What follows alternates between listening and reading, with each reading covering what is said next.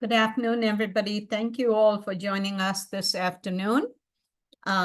We are delighted to present to you our program on Count Every Vote, how each of our county elections departments ensures that every vote is counted. I am delighted to have on this presentation today the organizing director for All Voting is Local, and also Christine Distra from the Maricopa County Elections Department. Our agenda this afternoon is, of course, welcome to you all.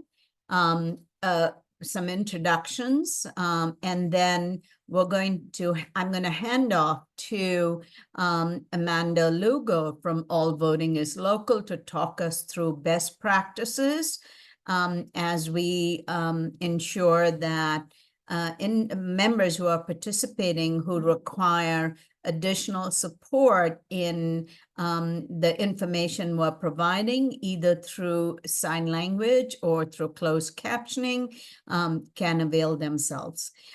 If you would like to have the closed captioning transcript, please be sure to turn on closed captioning on your Zoom account.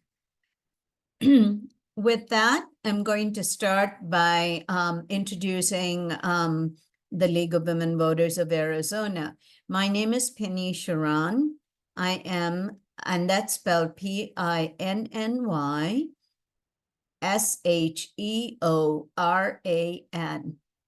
I am the President-elect and State Advocacy Chair for the League of Women Voters of Arizona. The League is a nonpartisan, all-volunteer organization. The series of webinars that we are presenting on Count Every Vote is part of our campaign to put the best information and facts in front of our voters and fight mis and disinformation as we prepare for a very important 2024 elections. As the League, we envision a democracy where every person has the desire, the right, the knowledge, and the confidence to participate. For over 100 years, we are going to be celebrating our 104th anniversary on February 19th. We have been a nonpartisan, activist, grassroots organization that believes voters should play a critical role in democracy. The League neither supports nor opposes any political party or candidates for elected office. I will now turn it over to our wonderful partner, Amanda Lugo from All Voting is Local. Good afternoon. Thank you so much for joining us today. My name is Amanda, A-M-A-N-D-A, Lugo, L-U-G-O, and I'm the Arizona Senior Grassroots Manager with All Voting is Local. We fight to remove discriminatory barriers to voting before the next election, empowering communities of color, young people, low-income Americans, and voters with disabilities so that all our voices are heard. We use data-driven advocacy tactics and strategic communications to build powerful relationships between constituents, grassroots organizations, legal resources, elected officials, tribal nations, and research organizations.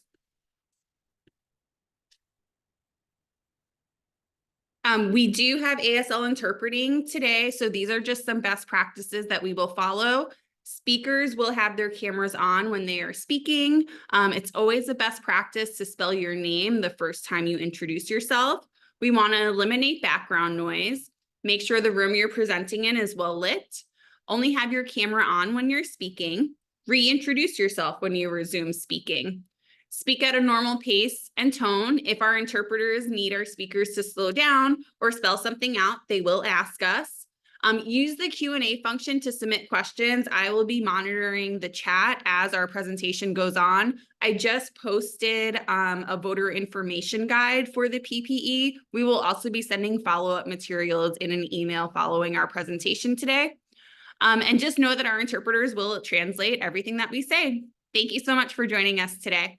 It is now my pleasure to introduce Christine Deister from Maricopa County Elections. Thank you, Amanda, and thank you to everybody who is joining today. My name is Christine Deister, that's CHRISTINEDYSTER.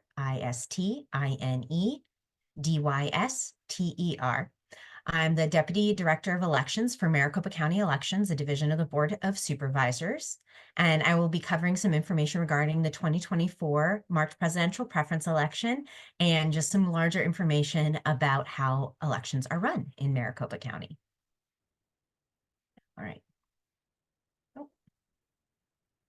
And next slide. There we go.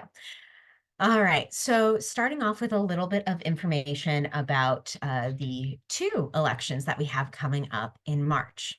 Yes, I did say two. In addition to the presidential preference election, where Democrats and Republicans will have the opportunity to vote and state their preference for a presidential candidate, we also have a jurisdictional election the week before on March 12th. Tempe and Litchfield Park are both hosting local elections for this standard March election date. They will be all ballot by mail elections. So if you live in one of those jurisdictions, you will automatically receive a ballot by mail, whether or not you are signed up for the permanent or the active early voter list. And Tempe voters can get a replacement ballot or drop their ballot off in person starting on March 4th. The Tempe History Museum will be open, and then Litchfield Park, a part of the City Hall will be open. I don't remember the exact room, but it is around City Hall, will be open on March 12th, which is on Election Day for voters to get a replacement ballot or drop their ballot off in person. So that's on the March 12th. On March 19th, we have our presidential preference election for Republicans and Democrats only. You must be a registered Republican or Democrat in order to participate in this election. It is a closed primary, which is different than our August primary, where those registered without a political party can choose which primary they wish to vote in. That is not the case for the upcoming presidential preference election. Greens, Libertarians, and the No Labels parties have opted out of the March presidential preference elections. They are not hosting one. And I did want to also note that starting on Monday, there will be locations listed on our website, and we'll get into that a little bit more. Next slide. I just love having key dates. I think it's really important to orient you to where we are in the election cycle. So today, Saturday, February 3rd, we have overseas and military ballots being mailed out for the presidential preference election. The voter registration deadline for the PPE is February 20th.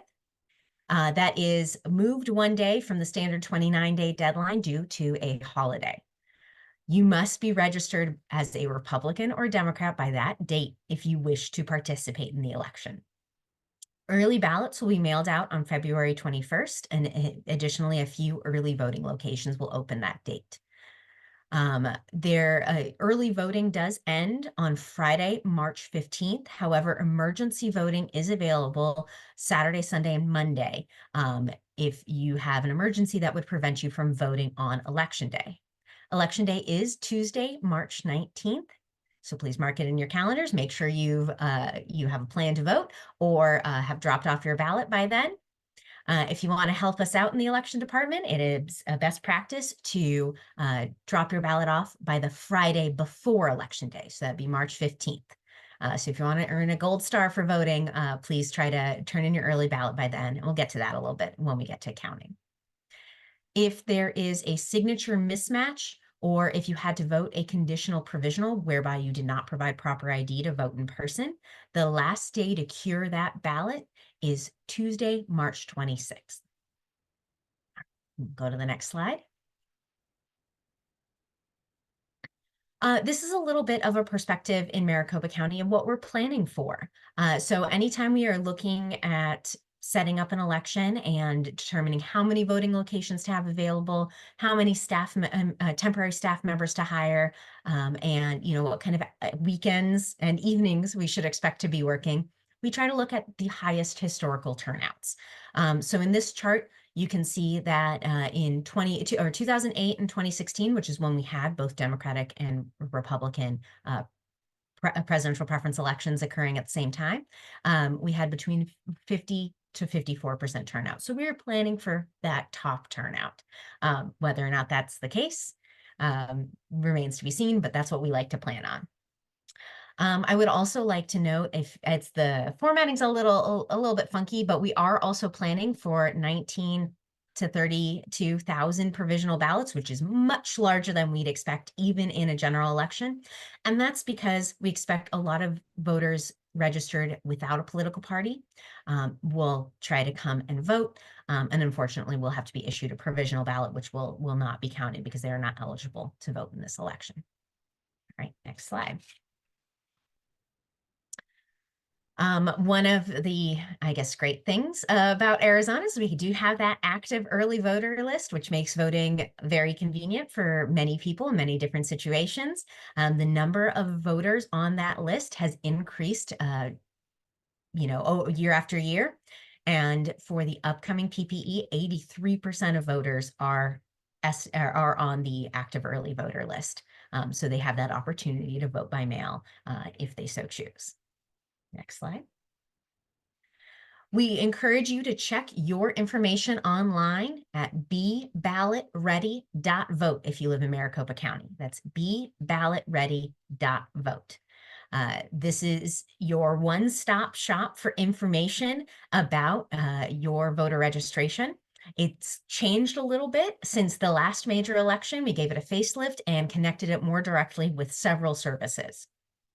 One in particular I want to point out is curing your signature. I know the League and All Voting is Local have done some great efforts in the past to help voters confirm that their signature has been verified.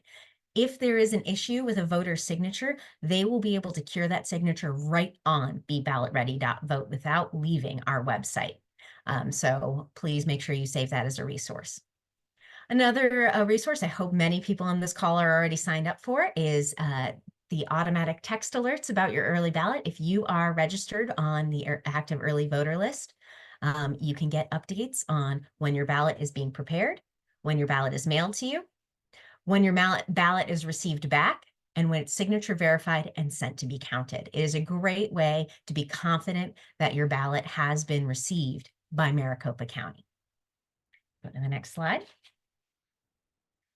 I do also want to take a minute to talk about the comms campaign that we have set up for the upcoming election. We are going to be hopefully everywhere. You won't be able to get away from us. We'll be on radio, print, digital ads, even some TV ads and billboards to encourage folks to vote and to educate people that you must be a registered Democrat or Republican to vote in this election. As we have learned historically, it's confusing for voters registered without a political party as to what the rules are election to election. So we're going to be doing a large education campaign about that and about the fact that voters in Tempe and Litchfield Park, we're going to do some geofencing and some targeted ads towards those locations that if you are a registered Democrat or Republican, you're going to get 2 ballots if you live in one of those cities.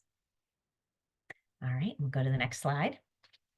I'm going to dive in a little bit deeper on early voting and mail-in voting. So next slide. Ballot by mail. It is an extremely popular way to vote, and it is secure, transparent, and verified. It is a great way for voters to exercise their right to vote. A couple of the security features within ballot by mail voting.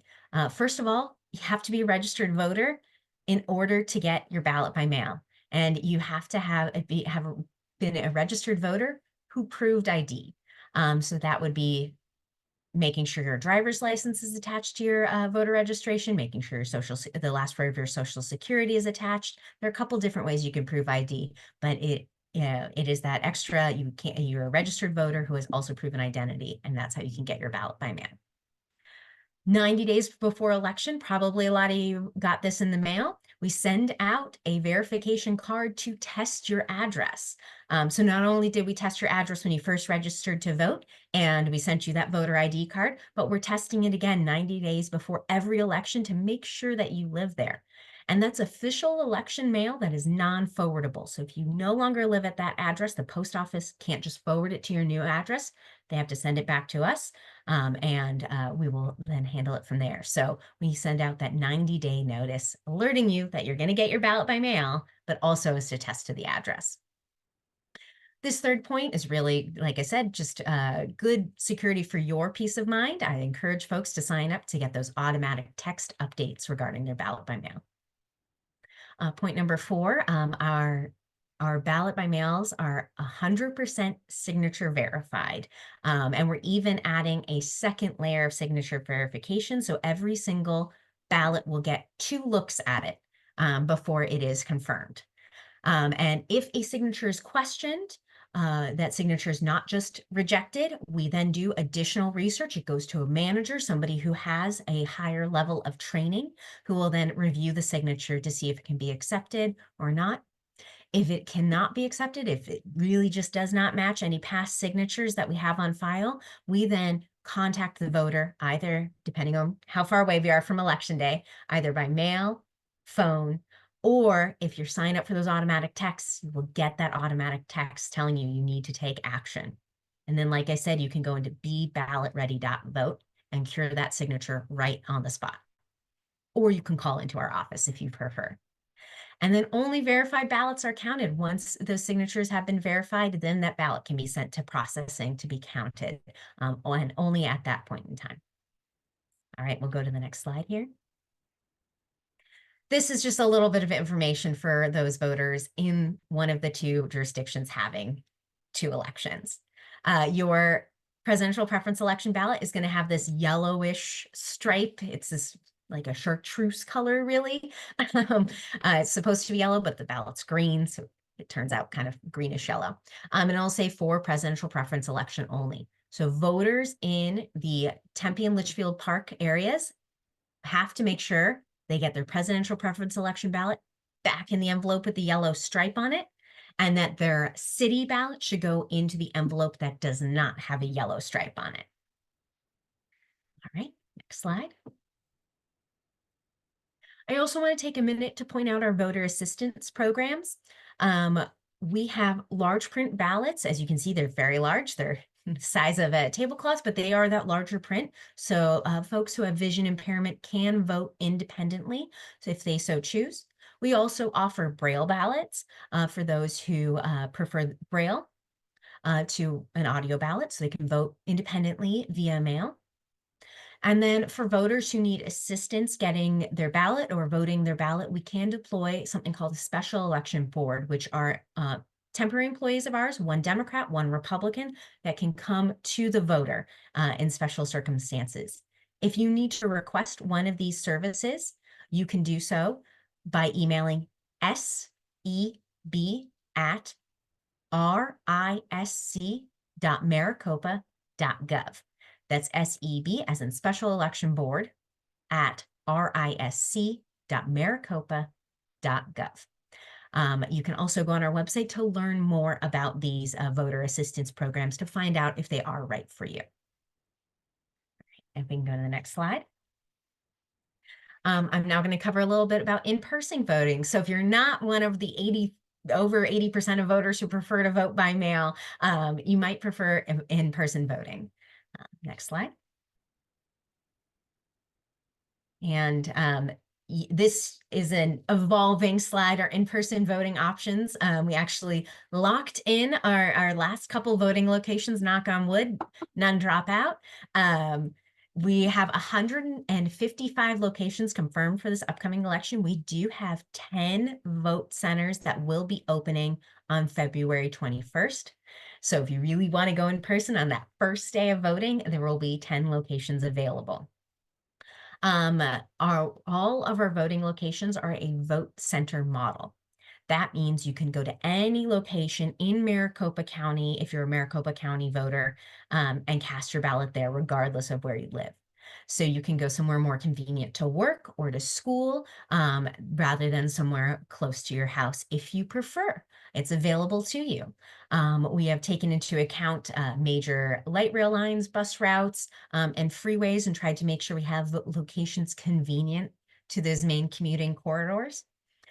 We also make sure we have more locations in high density areas where we expect those higher volume of in-person voters, while still making sure that nobody has to travel more than 5 miles or 15 minutes if you live in a more rural area. Cut off at the bottom of the slide, you can go to locations.maricopa.vote. That's locations.maricopa.vote.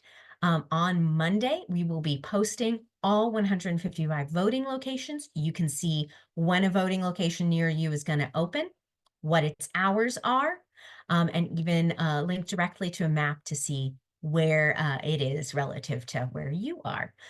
So that is a very handy tool to have available. All right, and we'll go to the next slide here. And a little bit about behind the scenes. On February 21st, our early voting locations open, and so does our internal command center. So we have this command center staffed every single minute of a voting location is available or is open, so that we can provide support to those locations to make sure that voters are having the best experience possible when they go to vote in person. We're able to see when locations are open, if there's a line, if there's any sort of connectivity issues, or if there is any sort of printer issues happening. So we have all of that information streaming live into our command center. The second a voting location's open, we staff up that command center and make sure it's available. So that's for internal operations. However, if you are at a voting location and you are experiencing issues, we encourage you to reach out to our Star Center. You can call them at 602-506-1511. That's the external facing number for our Star Center. Once again, 602-506-1511 would be where you as voters can call. But rest assured, we are there in the command center, and if the Star Center lets us know there's an issue, a voter's having an issue at a voting location, we can contact the inspector on site and resolve that situation as quickly as possible. All right, we'll go to the next slide here. Getting involved. So I know if you are spending your Saturday listening to information about voting, you're probably pretty engaged and pretty interested in getting involved. We are about 55% hired, which is on good track for us for this upcoming March elections. We have all sorts of opportunities available, from working the vote center on election day at a one-day site to longer-term temporary employment with our central boards back at our central voting location. So we hire over, as it says, over 1,500 poll workers, over 100 central board teams, over 350 other temps, which could be truck drivers. If you have some technical skills, we hire people called T-Techs, which help with setting up the printers and other technical stuff on site at vote centers, or even staffing the phones at the Star Center to handle the higher volume of calls we always expect during an election. So there's a lot of opportunities. You can go to getinvolved.maricopa.vote to learn a little bit more about those opportunities. It's a little intimidating because there's a lot of different opportunities, but you can learn a little bit more on that website. And there's a link where you can sign up right there and let us know what you're interested in doing. All right, next slide. All right, and I know this isn't our average group. You want to know a little bit more behind the scenes, so we have a little bit of information about tabulation for you. So if we could go to the next slide.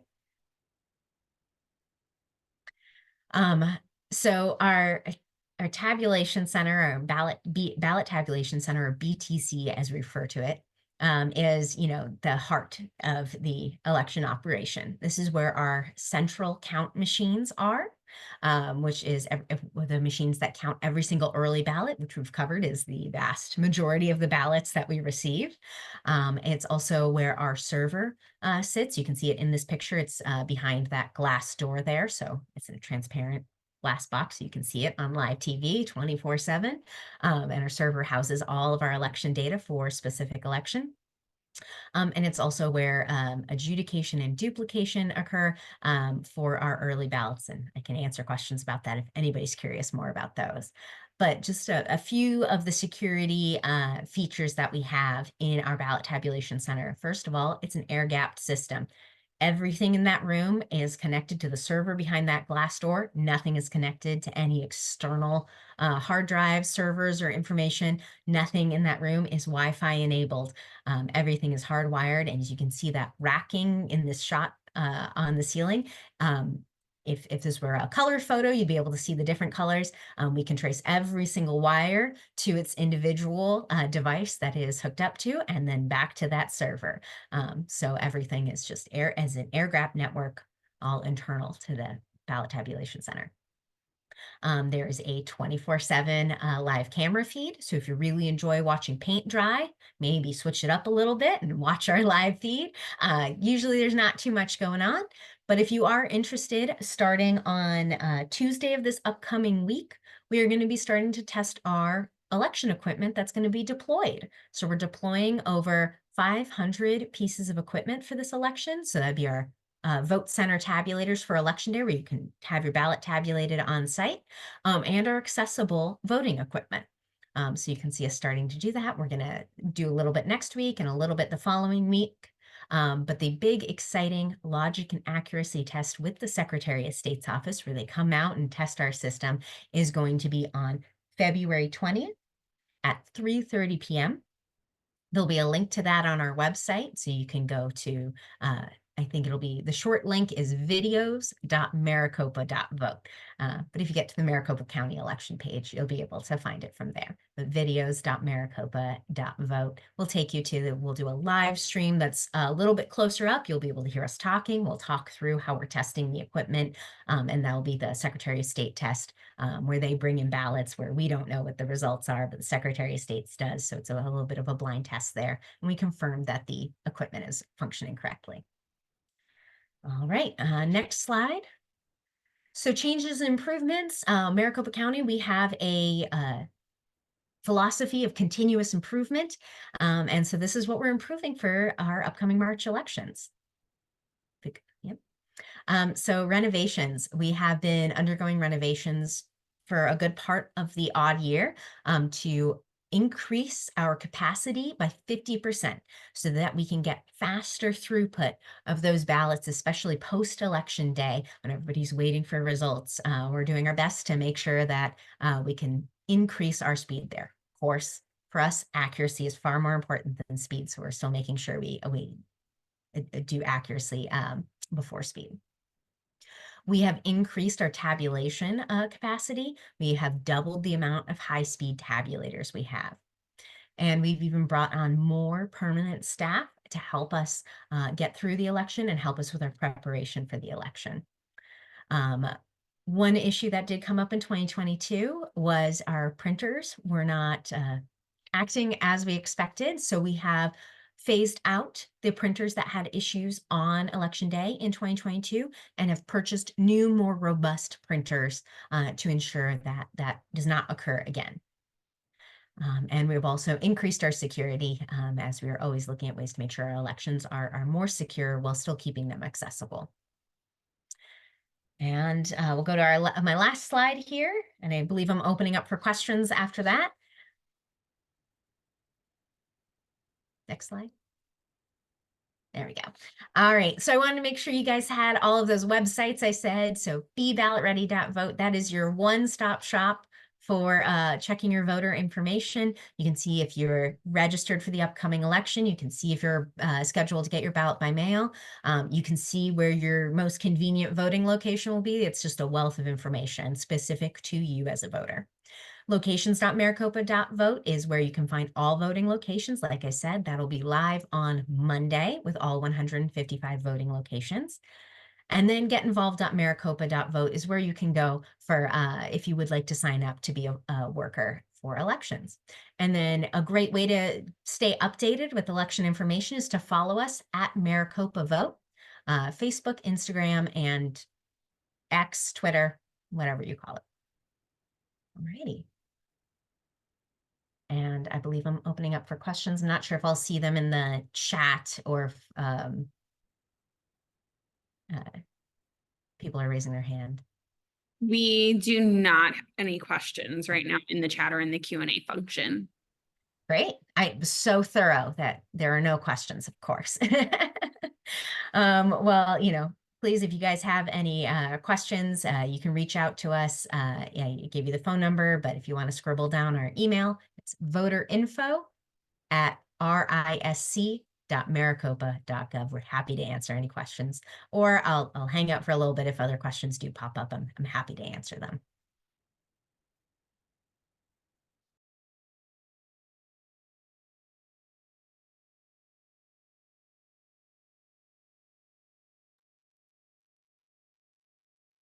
Amanda, we're going to tag team to close this out. I was just giving folks some time in case they had any questions. But seeing as there's none, thank you all so much for joining us today. We really appreciate folks coming on a Saturday afternoon to spend time with us to learn about the presidential preference election. I added materials in the chat as the presentation was going on. I highly recommend downloading both of the PPE voter information documents. One of them is from myself and Penny that we compiled together with all the things that you should know just about voting in general and the resources available to you, including our election protection hotline phone numbers in the event that something does happen. So there's a comment that Jackie couldn't see the downloads. It's in the chat. However, Amanda is planning on sending this out also to everyone who was registered, whether you attended or not. So please watch your email, and that would be great. Okay. Thank you, Amanda, for that really heavy lift on helping pull all that information together. Amanda, can we do a plug for our